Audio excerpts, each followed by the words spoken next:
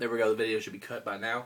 But by the way, we were saying for the Bound for Glory, tables match. Basically, first one to get through a table wins. Or I don't know if it's elimination, because like before the fellas get anywhere. But regardless, the winner gets 20 points. Jeff Hardy versus Robbie E of all people versus Bully Ray versus James Storm. Now this is very interesting because of the Aces and Eights stable.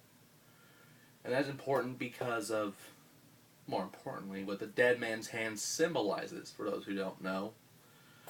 And you can look that up. I'm not going to go into it because we'd be here all day. But, you know, basically the eight man's hand, a very familiar face, died while holding this hand. The fifth card was never known to what it could be. So they went with the Aces and Eights as the dead man's hand because who knows, you could have had a full house. Free Aces, 2 Eights, and Free Aces, 2 Eights. I don't know. You never know. We never know until the only people that know are probably the ones that were at that poker table or 5-card starter, whatever the hell the game was. But regardless, Aces and Eights has a big factor into this matchup. Because there's no way in hell Robbie E is going to get 20 points. I will fucking rage quit if that happens. Jeff Hardy, I don't think so either. Just he has a possibility, but the same boat as Robbie E. I care less about him at this point. Which leaves us to what had us leaving Impact this week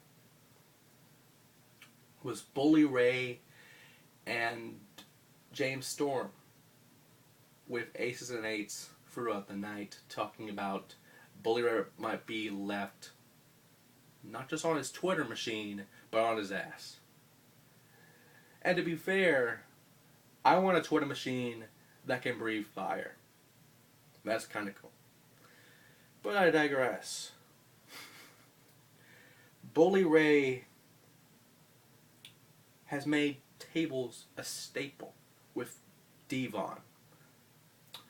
So, to be honest, Bully Ray would win this match unless Aces and Eights interfere, which probably would happen, and somehow James Storm or someone else gets the win. That's just how I see it. Now, one of the more weird Bound for Glory Fatal 4 ways, which I don't understand how you will do this match, probably put a slip that says 20 points on a fucking clip of some sort. I don't know. I don't care. Maybe a briefcase that says fucking 20 points. I don't know. Contract that says 20 points. You sign it, you get 20 points. I don't fucking know. All I know is there's a ladder match. The winner gets 20 points. You have to climb the ladder, get whatever the fuck symbolizes 20 points. I don't know. This is ridiculous. This is TNA for you. But the match itself is pretty good. Kurt Angle versus AJ Styles versus Christopher Daniels versus Samoa Joe. This is pretty much a dream match. But it gets weighed down because of what will be the prize hanging above the ring. Yeah, this is really dumb. Would it be a fucking coupon to redeem 20 points? Would it be fucking Judy Bagwell on a pole and she holds a thing that says 20 points?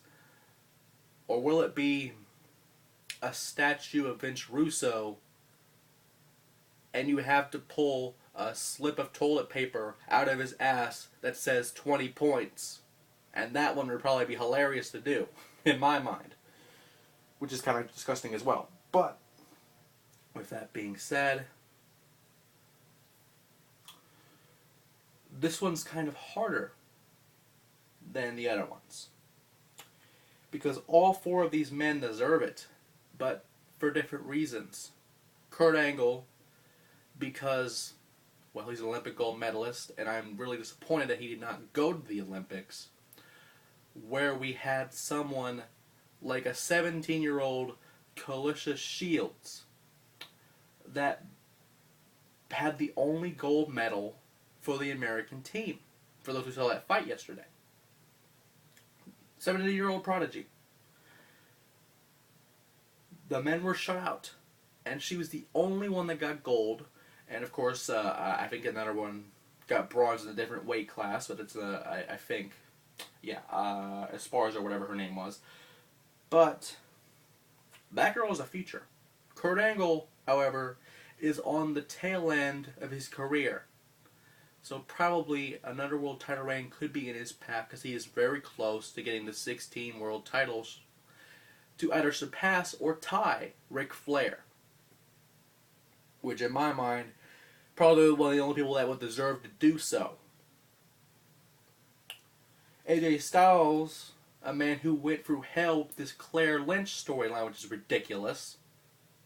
Which is stupid. And I think Claire Lynch is nothing more than a bottom-feeding, trash bag whore.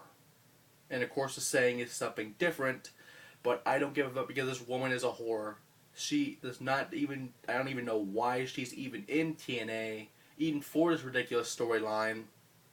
I don't even know who she is. All I know is she's apparently had a baby with AJ Styles. Then bring in, this is where it gets confusing. If you haven't stayed in the loop, which I've tried to, but TNA is sometimes a cure for insomnia. Daniels, who's a World Tag Team Champion of the world, which is a worldception at that point with Kazarian being the World Tag Team Champions of the world, which is a very prestigious title, I would assume, but it's TNA, so fuck that shit.